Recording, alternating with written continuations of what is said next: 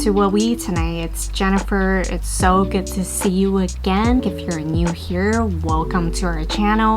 So in today's video, I am going to be sharing with you another cinnamon roll recipe. If you haven't checked out my first cinnamon roll video, I'm going to put a link up here. It's the most popular video on this channel because people just love cinnamon rolls. In that video, I share tips on how to make the best cinnamon rolls, and the same tips can be applied to this recipe that I'm going to show to you today. So if you haven't checked that out, make sure you do before watching this new video.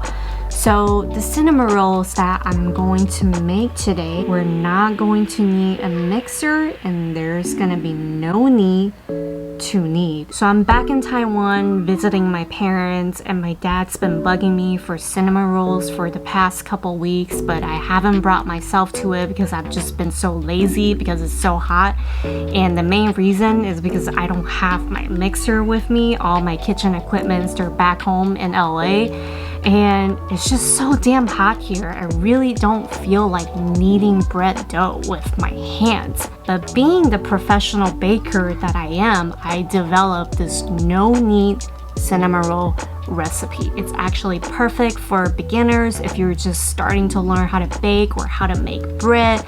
This recipe is perfect for that. These cinnamon rolls actually came out so good.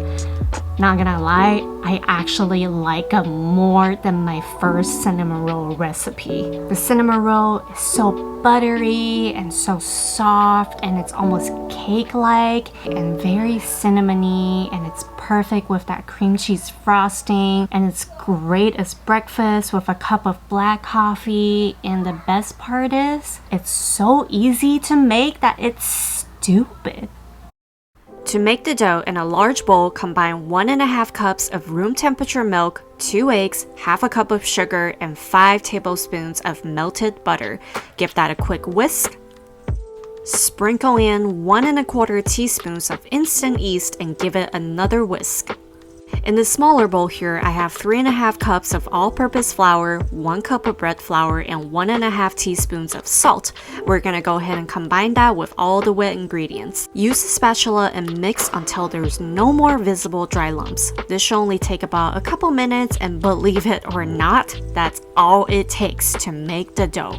No mixer needed and no kneading. I am going to quote the barefoot Contessa Ina Garten. How easy is that? The dough should be very sticky and wet. The consistency is between a very soft bread dough and a yellow cake batter. It should be slightly elastic when you poke it with your finger, and some dough will stick to your fingertip. Cover the bowl with some plastic wrap. Now this is something that I like to do. I like to write down the time that I start proofing the dough so I have a better idea of how long it takes. Let the dough rise in room temperature for about an hour. An hour later, this is what the dough looks like. You could tell it's grown by about 60%, but not quite double yet. Go ahead and pop that dough in the ice box and let it rest in there for at least 8 hours, but 12 hours is preferred.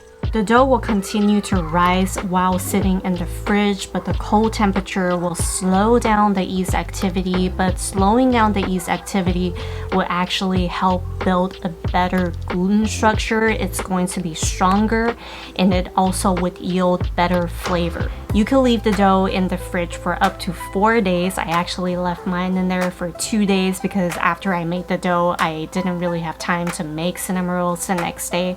So I kind of just left it in there for 2 days, and 2 days later when I took it out, it was perfectly fine. Another advantage of this recipe is that you can make the dough 4 days in advance and take it out and use it whenever you want. You could really work the dough around your schedule instead of the other way around.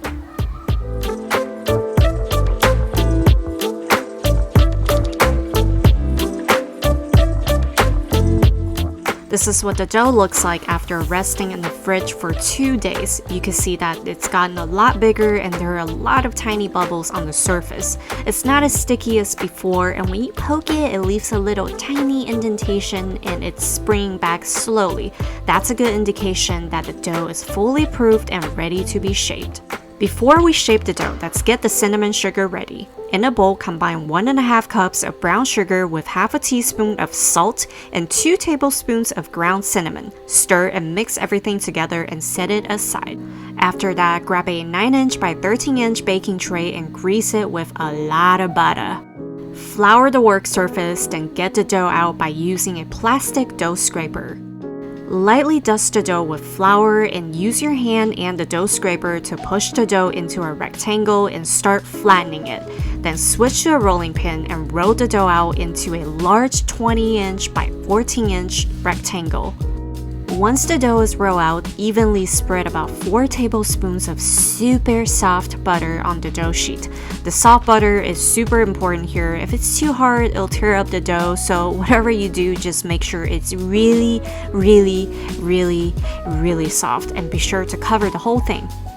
Next, generously sprinkle all that cinnamon sugar on top of that butter dough and spread it out as evenly as possible. Be sure to leave about a 1/4 inch of border around the dough. Pat the cinnamon sugar down to ensure they're sticking to the butter, and then start rolling the dough from top to bottom and try to make it as tight as possible. Pinch the sides together so the cinnamon sugar doesn't fall out. Use a serrated knife to cut the log into 12 even pieces. Now go ahead and place all of them cinnamon rolls in that butter grease pan that we prepared earlier. Cover with plastic and let them rise in a warm place until they grow by 70%. My kitchen temp is about 80 degrees Fahrenheit. It is very warm, so it only takes 45 minutes for them to reach the volume that I want them to be, which is 70%. They will continue to proof once they go inside the oven, so I don't want them to be overproofed. You can tell the dough is filled with a lot of air. When you poke it, it actually jiggles a little and it's very puffy. Now, if you watched my last cinnamon roll video, then you would know this is a very important tip. Cover the tray with aluminum foil. The foil will prevent the cinnamon rolls from getting too dry and dark during baking. Bake them in a preheated 350 degrees Fahrenheit oven for 20 minutes. In my opinion, ain't no cinnamon roll is completed without a thick layer of cream cheese frosting. Cinnamon roll needs frosting. It needs a lot of cream cheese frosting. If a cinnamon roll doesn't have any cream cheese frosting, I refuse to eat it. It's not a real cinnamon roll. I do not accept cinnamon roll that has a powdered sugar glaze on top. Powdered sugar glaze belongs with donuts, not on a cinnamon roll.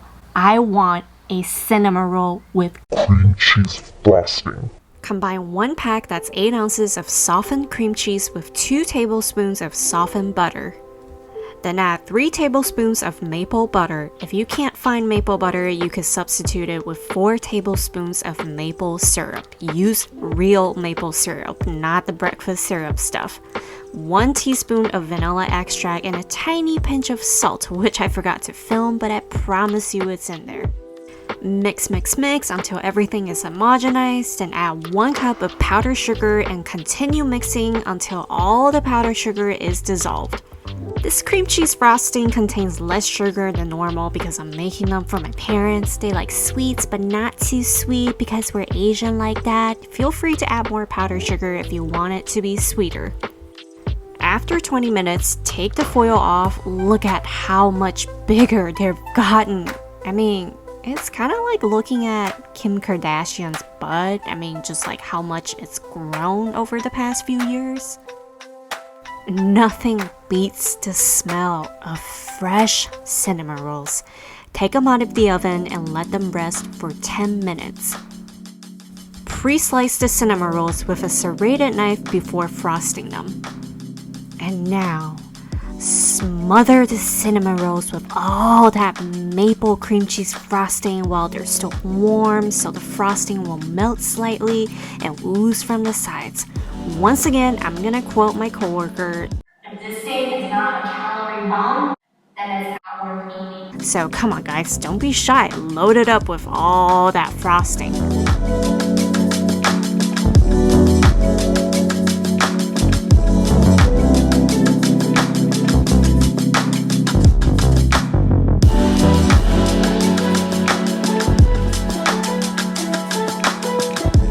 So that is how you make a no-knead cinnamon rolls. I think this have just became my favorite cinnamon roll recipe. I really do like my other cinnamon roll recipe, but compared to this one, this no-knead version, it's just so much easier to make and it's completely hassle-free.